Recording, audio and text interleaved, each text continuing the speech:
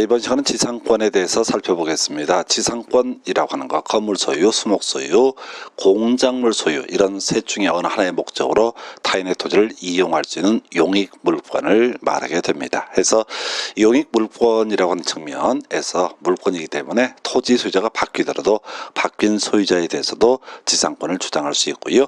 지상권은 소유권과 마찬가지로 본권의 일종에 해당이 됩니다. 따라서 정당한 권원이 있는 경우만 성립할 수 있습니다.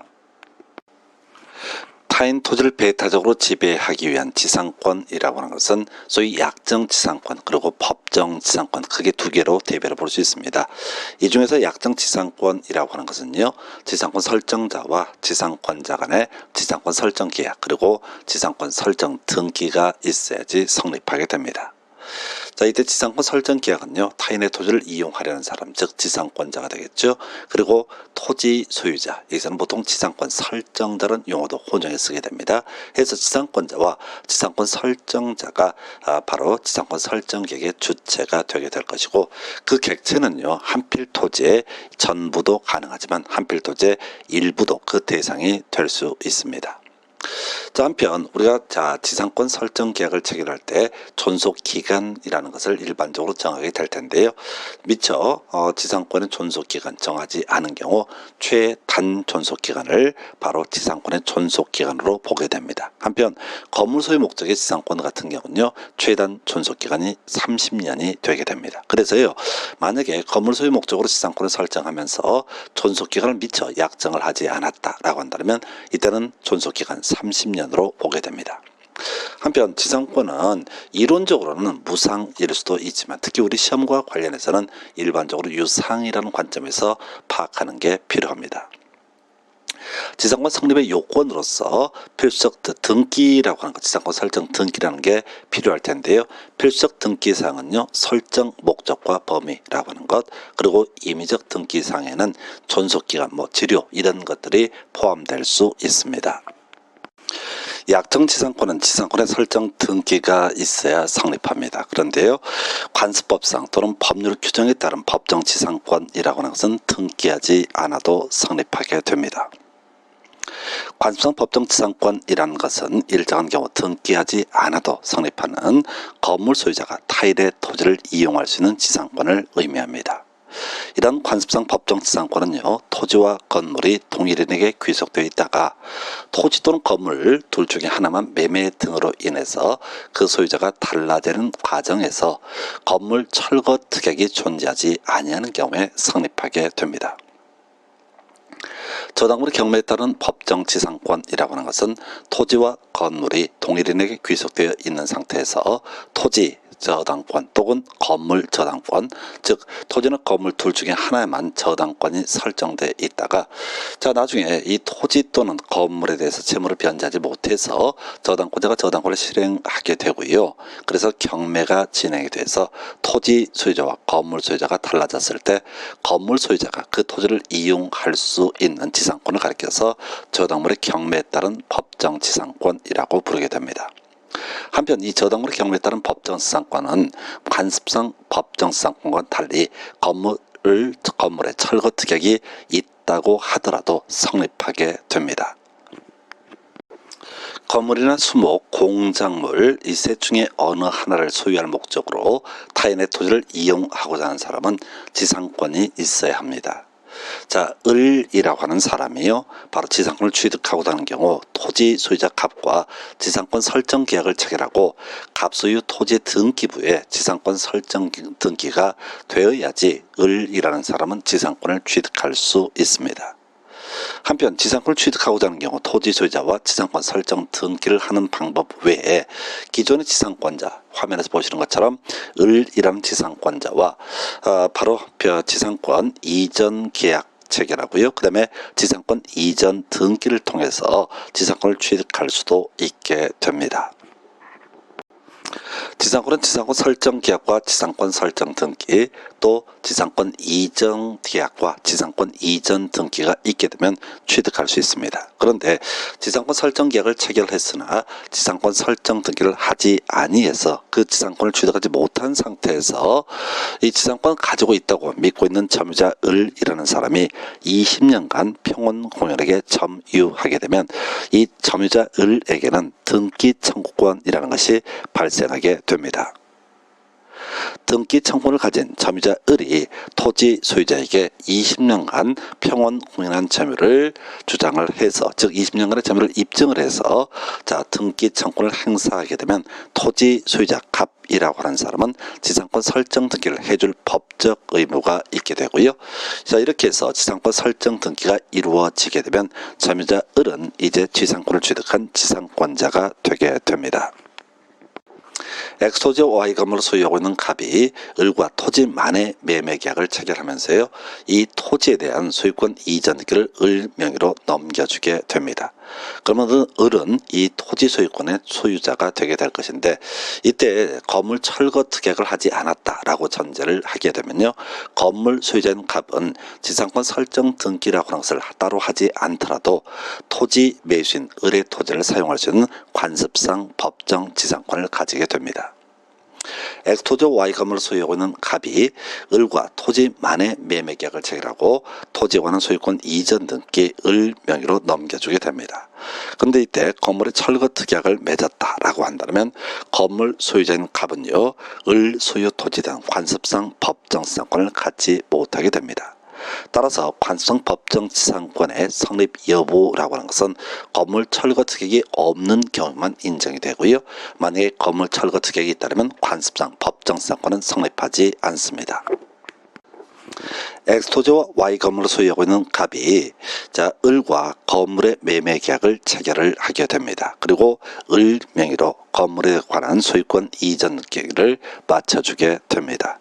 자, 이때 건물 철거 특약을 따로 하지 않았다라고 했을 때 건물 소유자 을이라는 사람은 갑의 토지를 지상권 설정 등기를 하지 않더라도 갑의 토지를 이용할 수 있는 관습상 법정 지상권을 취득을 하게 됩니다. X토지와 Y 건물을 소유하고 있는 갑이 을과 건물의 매매 계약을 체결하면서 건물에 관한 소유권 이전 등기를 마치게 됩니다. 물론 현실적으로 그 이전자는 거의 없겠지만요, 만약에 건물에 대해서 철거 특약을 했다, 물론 지금 당장 철거한다는 게 아니라 5년 후 철거한다, 10년 후 철거한다 라고 하는 식으로 건물의 철거 특약을 맺게 되면 건물 소유자인 을이라고 하는 사람은요, 바로 건물의 소유권을 가지고 있지만 갑 소유 토지에 대한 관습상 법정 지상권 취득하지 못합니다. 즉, 토지와 건물이 동일한 소유에 속해 있다가 매매 등의 사유로 토지 소유자와 건물 소유자가 달라지게 되는 경우 건물 철거 특약이 없을 때만 건물 소유자가 관습상 법정 지상권을 취득하게 됩니다. X토지 소유자 갑이라는 사람이 이 토지의 Y 건물을 신축을 하게 됩니다. 한편 이 X토지 소유자는 이 토지를 담보로 저당권자 을과 저당권 설정 계약 설정 등기 과정을 통해서 토지 저당권을 설정을 을에게 해주게 됩니다. 이때 저당권 설정 계약 과정에서 건물 철거 특약은 포함되지 아니었습니다. 자, 이런 상태에서 토지 저당권자 을이라는 사람이 갑이 채무를 변제하지 않자 경매를 진행을 하게 됩니다. 그래서 이 경매에서 매수인 병이라는 사람, 토지 매수인 병이 매각 대금을 완납하고 토지 소유권을 취득을 하게 됩니다. 자, 이 사안에서 법률 관계를 검토하게 되면 병은 토지에 대한 소유권을 취득을 하게 될 것이고요, 갑은 건물에 대해서는 경매가 넘어간 것이 아니기 때문에 건물 소유권을 계속 보유하게 됩니다. 자, 그런데 이렇게 건물 철거 특약이 없다라는 전제가 쌓여 있을 때, 물론 뒤에서 보시겠지만 건물 철거 특약이 있다라고 할지라도 이 건물 소유자 갑이라는 사람은 경매에 따른 저당물 경매에 따른 법정 지상권을 취득을 하게 됩니다. 자, X토지 소유자 갑이라는 사람이 자신의 토지에다가 Y 건물을 신축을 하게 됩니다. 한편 갑이라고 하는 사람은 자신의 토지를 담보로 해서 을이라는 저당권자에게 토지 저당권을 설정을 해주게 됩니다. 다만 이 토지 저당권 설정 계약을 체결할 때 앞으로 건물을 철거하기로 하는 특약을 맺게 됐다고 한번 전제를 해보겠습니다. 한편 갑이라고 하는 토지 소유자가 저당권자 을에게 채무를 변제하지 않자 토지 저당권자 을이라는 사람은 이 토지 저당권을 실행해서 경매에 붙이게 됩니다. 자, 그래서 이 경매 과정에서 병이라는 사람이 이 문제의 토지에 관한 소유권을 취득을 하게 됩니다. 자, 그랬을 때 갑이라는 사람이 계속해서 병 소유의 토지를 사용할 수 있을 것이냐라고 하는 거. 자, 바로 저당물의 경매에 따른 법정지상권이 인정되게 됩니다. 그래서요, 이 건물 철거 특약이 있든 또는 건물 철거 특약이 없든 저당물의 경매에 따른 법정지상권은 나머지 요건을 충족하게 되면 성립하게 됩니다. X 토지 소유자 갑이라는 사람이 자신의 토지에다가 Y 건물을 신축을 하게 됩니다. 한편 갑이라고 하는 사람은 이 Y 건물을 담보로 해서 을이라는 사람에게 돈을 빌리고 건물 저당권을 설정해 주게 됩니다. 자, 이 사안에서요, 이 저당권자 을의 입장에서는 Y 건물의 소유자 갑이라는 사람의 채무를 변제에 이르도록 변제하지 아니하게 되면 저당권을 실행해서 경매에 붙이게 됩니다. 자, 그래서요, 병이라는 사람이 경매에서 이 Y 건물을 낙찰을 받아서 매각 대금을 완납하게 되면은 이 병이라는 사람은요, 건물의 소유권을 취득을 하게 됩니다. 자, 그랬을 때, 자, 법률 관계를 검토해 보게 되면 토지 소유권은 여전히 누구한테? 갑에게 있게 될 것이고요. 건물 소유권이라는 것은 병에게 귀속이 되게 됩니다. 한편 이 건물 소유권을 가지고 있는 병이라는 사람은 따로 이 지상권 설정 등기를 하지 않더라도 저당물의 경매에 따른 법정 지상권을 취득을 하게 됩니다. 법정지상권은 관습상 법정지상권, 저당물의 경매에 따른 법정지상권으로 구분할 수 있고요. 이런 법정지상권은 민법에서 규정한 일정한 요건을 충족을 하게 되면 등기하지 않더라도 바로 성립할 수 있습니다. 자, X 토지 소유자가 갑이고요. 이 토지에 Y 건물을 소유하고 있는 을이 법정 지상권을 가지고 있다고 전제를 해보겠습니다. 자, 이 을이라는 사람하고요, 병이라는 사람 사이에 법정 지상권의 이전 계약이 성립하게 되고 법정 지상권의 이전 등기가 행해지게 되면은 이때 토지 소유권은 갑에게 귀속이 그대로 될 테고 건물 소유권은 누구한테? 바로 을에게 그대로 있고요. 그다음에 법정 지상권만 병에게 이전이 되게 됩니다. 그래서 법정지상권을 취득하는 방법 중에 하나가 법정지상권의 이전 등기라고 하는 것이 있으면 이때 법정지상권을 취득할 수 있습니다. 물론 이 법정지상권의 이전 등기를 하기 위해서는 기존에 등기 안 돼 있는 법정지상권에 관한 설정 등기가 먼저 이루어진 다음에 이전 등기가 이루어지게 될 겁니다.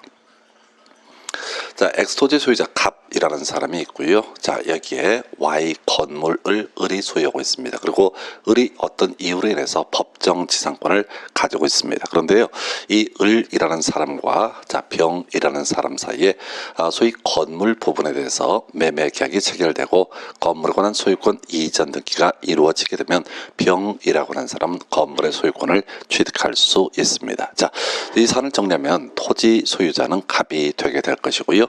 건물 소유권은 이미 등기가 넘어갔으니까 바로 병이라는 사람이 소유자가 되게 됩니다. 그런데요, 법정지상권이라고 하는 것은 따로 이 건물에 관한 소유권 이전 등기를 했다고 해서 법정지상권이 자동으로 따라가는 것은 아닙니다. 그래서 법정지상권은 을이라는 사람에게 남아있게 됩니다. 지상권이라고 하는 것은 설정 계약과 설정 등기에 의해서 취득할 수 있고요. 법정 지상권의 경우 민법상 요건을 충족을 하게 되면 취득할 수 있습니다. 아울러 이 지상권이라고 하는 것을 경매를 통해서 취득하는 방법도 있습니다. 자, X토지 소유자 갑이라는 사람이 있고요. 이 토지 위에 지상권자 을이라는 사람이 존재하게 됩니다. 이때 지상권이라고 하는 것은 약정 지상권이 되어도 무방하고요. 법정 지상권이 되어도 무방할 겁니다.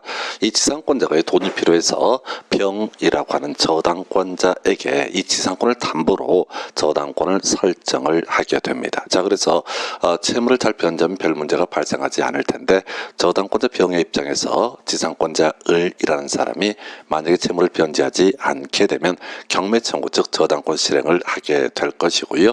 이 경매에서 자, 가장 높은 가격을 제시한 정이라는 사람이 매각대금 완납을 하게 되면 소위 지상권 이전 등기라는 형식을 취하지 않더라도 정은 지상권을 취득을 하게 됩니다. 그래서 이 토지 소유자는 여전히 갑이 되겠지만 이때 정이라는 사람은 경매를 통해서 이렇게 지상권을 취득할 수 있습니다.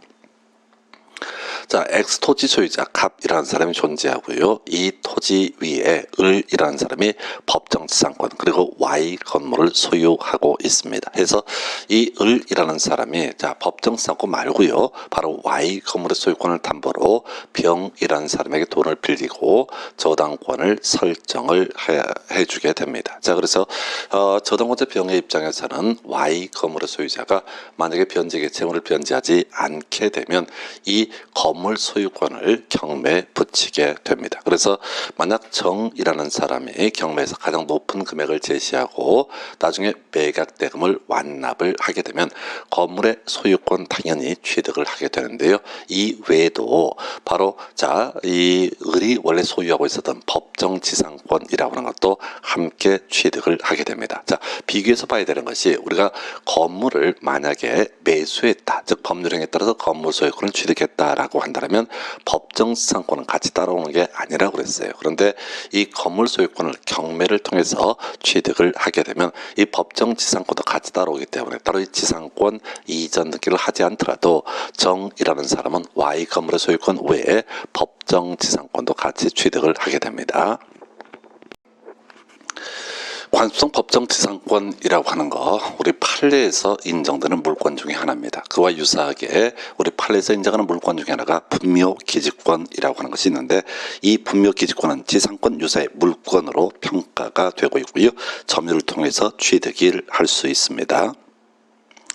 분묘기지권의 시효 취득은요, 토지 소유자의 승낙 없이 분묘를 설치해서 20년간 평온 공연에게 분묘의 기지를 지배한 자에 대해서 인정이 되게 됩니다. 자, 이때 분묘라고 하는 것은요, 봉분 형태로 외부에 공시가 돼야 되고요. 따라서 암장이라든가 평장 또는 이제 시신, 유골이 들어가 있지 않는 가묘 등에 있어서는 분묘기지권이 인정되지 않습니다. 자, 이런 분묘기지권은요, 분묘의 수요 봉사를 하는 동안은 존속 기간의 제한 없이 인정이 되게 될 텐데, 자, 쟁점 하나 삼아야 될 것이 제한이라는 것, 이게 출제 포인트가 되죠. 그래서 이 분묘기지권이라고 하는 거, 자, 전통적인 관습상 물권으로 인정이 되고 있는데 2001년 1월 13일 소위 장사 등에 관한 법률이 시행되게 됩니다. 그래서 이 장사 등에 관한 법률이 시행되고 나서 설치된 분묘, 자, 그래서 이 설치된 분묘에 대해서는 분묘기지권의 시효 취득을 인정하지 않습니다. 자, 이 이유는요, 장사법이라고 하는 것이 분묘의 설치 기간을 자신의 토지에다 설치하는 경우에도 최장 60년밖에 인정되지 않는 것에 비해서 타인의 토지에 설치한 분묘기지권 존속기간이 무제한이라는 점 때문에 서로 모순이 발생하죠. 그래서 2013년 1월 13일 이후에 설치된 분묘의 경우는 분묘기지권이 인정되지 않습니다. 물권은 일반적으로 등기를 통해서 성립되기 때문에 물권의 포기라고 하는 건 역시 등기가 있어야지 소멸하게 됩니다. 자, 동일한 논리에 따르게 되면 분묘기지권은 점유를 통해서 성립하기 때문에 논리적으로는 점유의 포기가 있어야만이 소멸할 것으로 보여지는데 우리 판례에서는요, 이 분묘기지권자가 토지 소유자에게 분묘기지권을 포기하겠다라는 의사표시만 하게 되면 설령 점유의 포기, 즉 분묘를 제거하지 않더라도 소멸하게 된다라고 이렇게 보고 있습니다.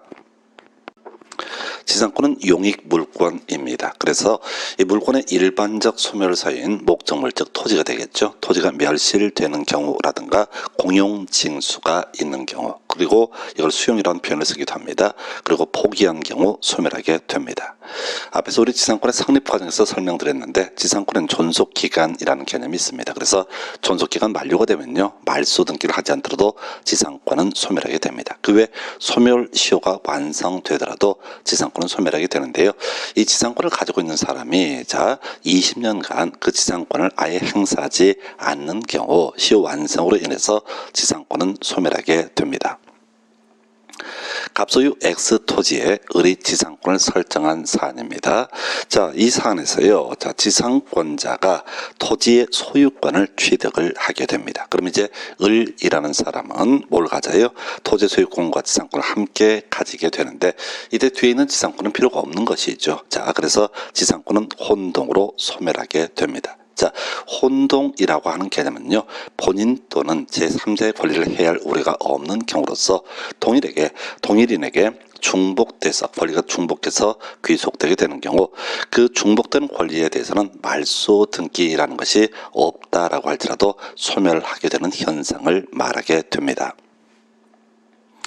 갑소유 X 토지에 1번 저당권을 가진 을이라는 사람이 이제 돈을 빌려주고 돈을 갚지 않게 되면 경매 청구에 달하는 권리가 소위 저당권이라는 개념이 될 텐데, 이런 피담보 채권의 안정적 회수를 위해서 담보 목적으로 지상권을 설정을 하게 됩니다. 즉 을의 입장에서는 이 토지를 이용하겠다라는 목적이 아니라 이 토지에 건물 등등등을 다른 사람이 짓는 것을 지어올리는 것을 막기 위해서 담보 지상권을 설정을 하게 됩니다. 그런데 이 채무자 갑 X 토지 소유자 갑이라는 사람이 저당권자 을에게 채무를 변제하게 되게 됩니다. 또는 이제 피담보 채권의 소멸시 완성으로 저당권이 소멸하게 되는 경우가 있습니다. 그래서 이런 경우에는 저당권이 소멸하는 건 별개의 문제로 지상권도 같이 소멸하게 됩니다. 갑소유의 X토지의 등기 기록을 한번 볼까요? 1번 저당권 을이 저당권자가 되어 있습니다. 그 후에요, 병이라는 사람이 지상권을 취득을 하게 됩니다. 그리고 세 번째 저당권 정이라는 사람이 또 돈을 빌려주고 저당권을 설정을 했네요. 그 다음에 이제 누가 경매 신청을 했는지 모르겠지만 1번 저당권자가 될 수도 있고 3번 저당권자가 될 수도 있고 혹은 제3자가 경매 신청을 한 경우도 있을 수 있습니다. 어느 쪽이 됐든 간에 이렇게 경매 신청에 따라서 경매 개시 결정의 등기가 이루어지게 됩니다. 경매가 진행되게 되면요, 소위 말소 기준 권리라고 하는 것이 있어요. 그래서 등기된 권리 중에서 저당권, 근저당권, 담보 가등기, 압류 등기, 가압류 등기, 경매 개시 결정 등기, 이렇게 6개 권리 중 가장 선순위에 있는 권리가 소위 말소 기준 권리가 되게 되는데, 이렇게 화면에 보여지는 사안에서는 누가 경매 신청을 하든 말소 기준 권리는 1번 저당권이 말소 기준 권리가 되게 됩니다. 그래서 이 사안에서 경매가 진행이 되게 되면 1번 저당권하고요, 그 밑에 있는 등기된 권리는 즉 1번 저당권에 대항할 수 없는 권리는 경매가 진행됨에 따라서 모두 매각으로 소멸하게 되겠고요.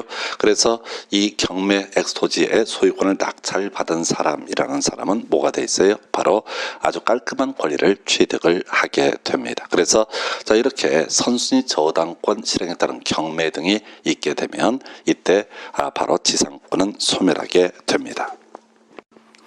지상권의 특수한 소멸 사유로서 지상권의 소멸 청구라고 하는 것이 있습니다. 토지 소유자는 지상권자가 2년 이상의 지루를 연체하는 경우 지상권자에게 지상권의 소멸을 청구할 수 있습니다. 근데요, 1년의 지루를 연체하고 있는 토지를 이 토지를 매수한 매수인은 만약에 지상권자가 자신에 대해서도 1년의 지루를 연체하는 경우 이때 소멸 청구를 할 수 없고요, 자신을 기준으로 해서 2년의 지루가 연체가 됐을 때만 지상권자에 대해서 소멸 청구를 할 수 있습니다. 한편 좀 어려운 문제인데요, 토지 소유자 입장에서는요, 지상권을 목적으로 저당권이 설정된 경우가 있을 수 있습니다. 그랬을 때 이 지상권자가 2년 이상의 지루를 연체했다고 해서 바로 소멸 청구할 수 있는 것은 아니고요, 토지 소유자가 이 소멸 청구한다라는 뜻을 저당권자에게 통지하고 상당한 기간이 경과돼야지 소멸 청구의 효력은 발생하게 됩니다. 한편 전세권 설정자, 전세권에서도 소멸 청구라는 개념이 있는데요. 전세권 설정자인 갑이라는 사람, 아마 전세 목적물의 소유자가 되게 될 겁니다. 자, 그런데 이 전세권자 을이라는 사람이 만약에 이 전세 목적물을 용도에 따라서 사용하지 않는다. 즉 전세권은 전세 목적물을 정해진 용법에 따라서 사용 수익할 수 있는 권리인데요. 이 용도를 벗어나서 사용을 하고 있다. 그러면 이때 전세권 설정자는 전세권자에게 소멸 청구를 할 수 있습니다.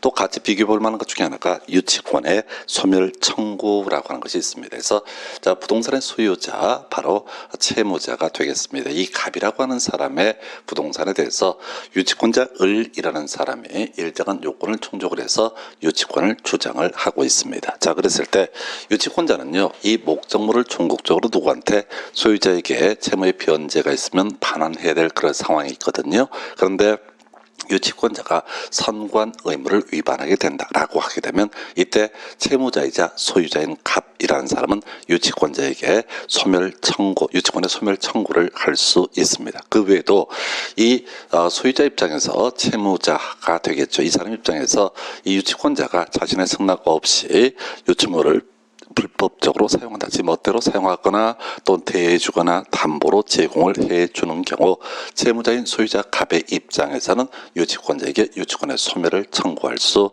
있습니다. 자, 그래서 지금 지상권의 소멸 청구, 전세권의 소멸 청구, 유치권의 소멸 청구, 이제 이런 것들은 공통적인 속성이 뭐냐면 소멸 청구가 있으면 기본적으로 다 그 권리가 소멸하게 됩니다. 지상권의 존속기간 등이 만료가 되게 되면 말소 등기를 하지 않더라도 지상권은 소멸하게 됩니다. 자, 지상권 소멸의 효과 등에 관한 쟁점을 살펴봐야 되는데요. 자, 지상권의 존속기간 만료가 돼서요. 자, 바로 지상권이 소멸하게 됩니다. 자, 그런데 이 토지 위에 건물이 현존하고 있다라고 했을 때, 자, 지상권자는요, 토지 소유자에게 지상권의 갱신을 청구할 수 있습니다. 자, 그런데 토지 소유자가 이런 지상권자의 갱신 청구를 거절한 경우 이 지상권자는 이제 누구한테 토지 소유자에게 지상권 설정자인 토지 소유자에게 지상물의 매수를 청구할 수 있습니다. 한편 지상권의 존속기간 만료가 된 상태에서 이 토지를 누구한테 바로 토지 소유자에게 반환함에 있어서 지상권자는요, 이 토지의 유익비 지출에서 지상권 소멸 시 가액의 증가가 현존한다라고 이렇게 전제가 됐을 때 토지 소유자에 대해서 유익비의 상환을 청구할 수 있습니다. 주의하실 게 지상권자가 지상권 존속기간 만료가 됐을 때 필요비의 상환 청구는 허용되지 않고요, 유익비의 상환 청구만 허용됩니다. 같이 비교할 주제가요, 전세권이 소멸이 됐을 때 전세권 설정자는 전세금을 건물 전세권자에게 반환해야 될 것이고요, 건물 전세권자는요, 전세 목적물을 누구한테 전세권 설정자에게 반환해야 될 겁니다. 자, 이때 전세권이 소멸했을 때 건물 전세권자의 권리라고 하는 거, 그게 부속물 매수 청구하고요, 그 다음에 유익비 상환 청구 두 개가 있습니다. 그래서 건물 전세권이 소멸했을 때 건물 전세권자는요, 이 건물의 소유자인 전세권 설정자에 대해서 부속물의 매수 청구를 할 수 있는데요. 그 요건은 전세권 설정자의 동의를 받아서 부속시킨 부속물이라든가 전세권 설정자로부터 매수한 부속물에 한해서 인정이 되게 됩니다. 자, 그리고요, 역시 지상권과 유사한 논리 구조로 전세권자가 그 부동산, 건물 등에 대해서 유익비를 지출해서 전세권 소멸 시 가액의 증가가 현존하고 있다라고 했을 때 전세권자는 전세권 설정자에 대해서 유익비의 상환을 청구할 수 있습니다. 동일한 논리 구조로 이때 필요비 상환 청구라는 개념은 허용되지 않습니다. 한편 토지 임대차에 관한 부분, 토지 임대차의 임차권이 소멸된 사안을 가지고 살펴봅니다. 자, 토지 임대차의 존속기간이 만료가 됐습니다. 그런데 그 토지 위에 건물이 현존하고 있습니다. 그럼 마치 지상권자의 권리처럼 바로 지상물 매수 청구권이 문제가 되게 되는데요.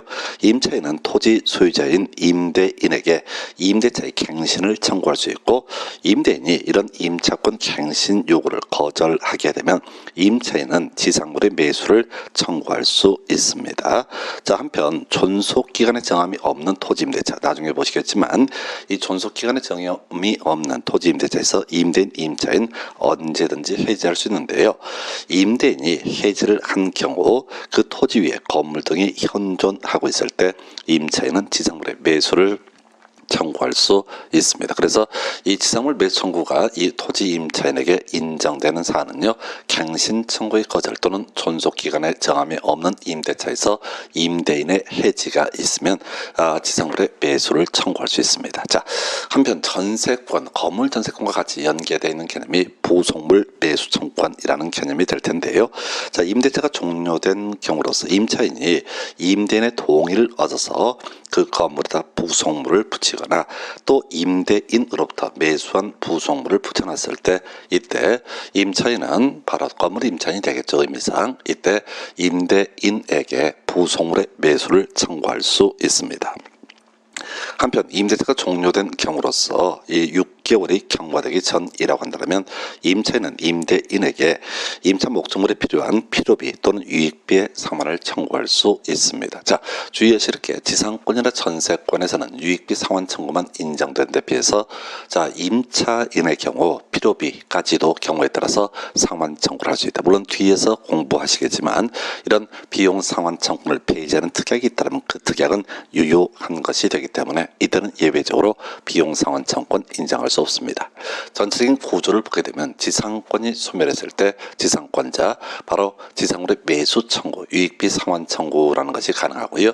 전세권이 소멸했을 때 건물 전세권자 부속물의 매수 청구, 유익비 상환 청구 가능합니다. 한편 토지 임대차 또는 건물 임대차, 자, 토지 임대차에서 문제가 되는 것이 지상물의 매수 청구 혹은 경우에 따라서 비용 상환 청구이 문제가 될 테고 건물 임대차에서 문제가 되는 것은 부속물의 매수 청구 또는 비용 상환 청구 등이 문제가 되게 됩니다. 약정 지상권자을은 타인의 토지를 사용할 수 있습니다. 다만 지상권 설정 계약에서 정한 바에 따라서 토지 소유자에게 지료를 지급을 해야 됩니다. 자, 그래서 이미 한번 언급드렸는데요. 토지 소유자라고 하는 사람은 지상권자가 2년분 지료를 체납한 경우 그 지상권의 소멸을 청구할 수 있고 지상권의 소멸 청구가 있으면 지상권은 소멸을 하게 됩니다. 다만 이 문제 지상권을 담보로 저당권이 설정이 됐을 때 토지 소유자가 지상권자에게 바로 소멸 청구를 해서 소멸 청구 효력이 발생하는 것이 아니라 저당권자에게 통지한 후 상당한 기간이 경과돼야지 소멸 청구의 효력은 발생하게 됩니다. 법정 지상권을 가지고 있는 법정 지상권자을은 타인의 토지를 사용할 권능이 있습니다. 다만 이때도 지료를 지급할 의무는 있습니다. 자, 법정 지상권에서 지료라고 하는 것 계약을 한 적이 없었죠. 그래서 이제 당사자 간의 협의라든가 또는 협의가 안 됐을 때 당사자의 청구에 의해서 법원이 지료를 결정을 하게 되면요. 이 법정 지상권자는 그 협의에 의해서 결정된 지료 또는 법원이 결정한 그 지료를 토지 소유자에게 지급을 해야 합니다.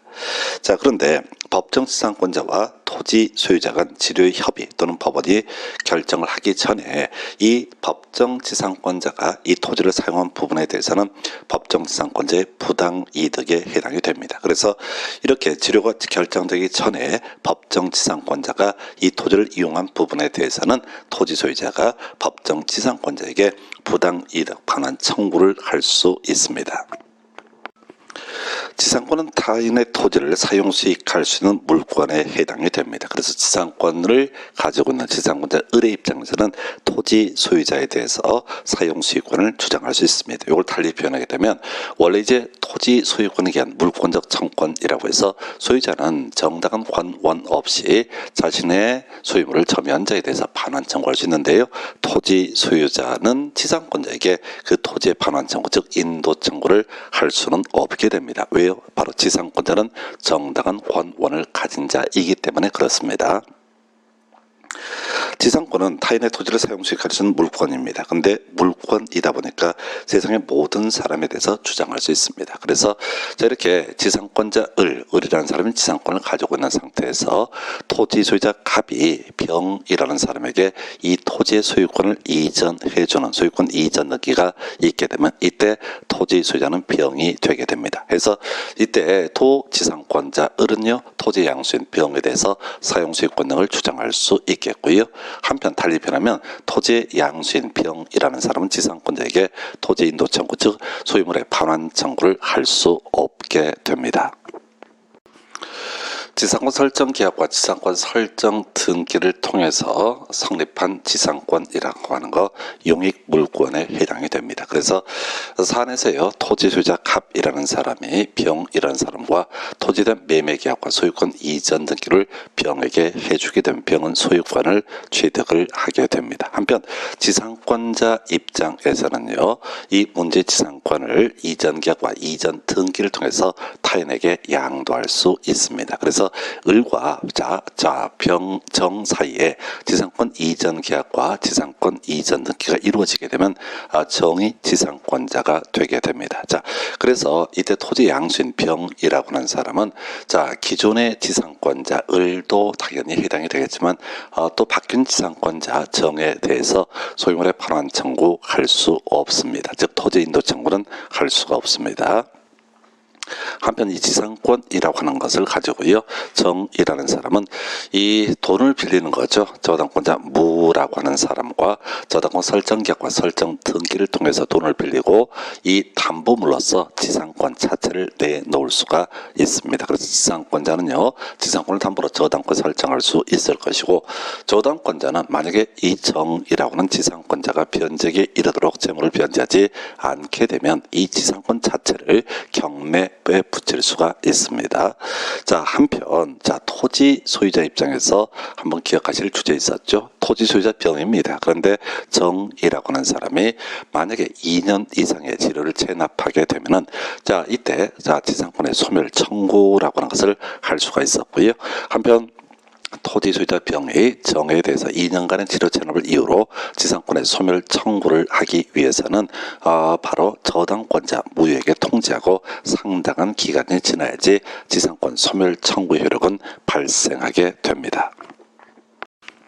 갑이 소유한 토지에 대해서 지상권을 취득한 을이라는 사람이 여기다가 Y 건물을 신축을 하게 됩니다. 그럼 이제 이 건물의 소유자는 을이라는 사람이 되게 될 텐데, 이 건물에 대해서요, 병이라는 사람과 전세권 설정 계약을 체결하고 건물 전세권 설정 등기를 하게 됩니다.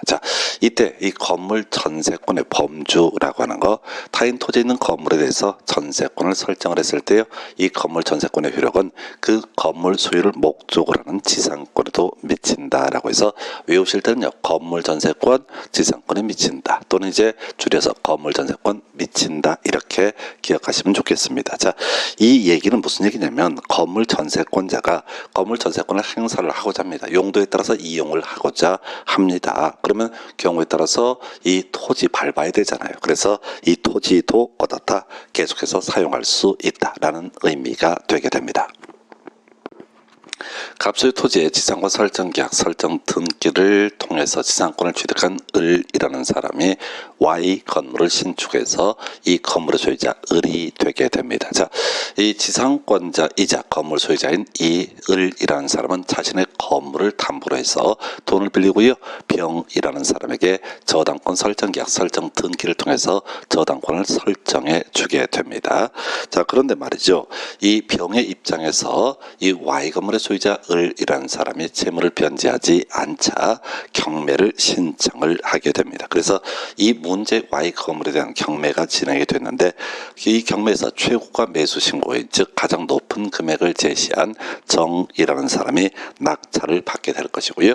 이때 정이 이 매각 대금을 법원에 완납하게 되면은 이 정이라고 하는 사람은 Y 건물의 소유권뿐만 아니라 이 지상권이라고 하는 것도요, 따로 이 등기를 하지 않더라도 취득을 하게 됩니다.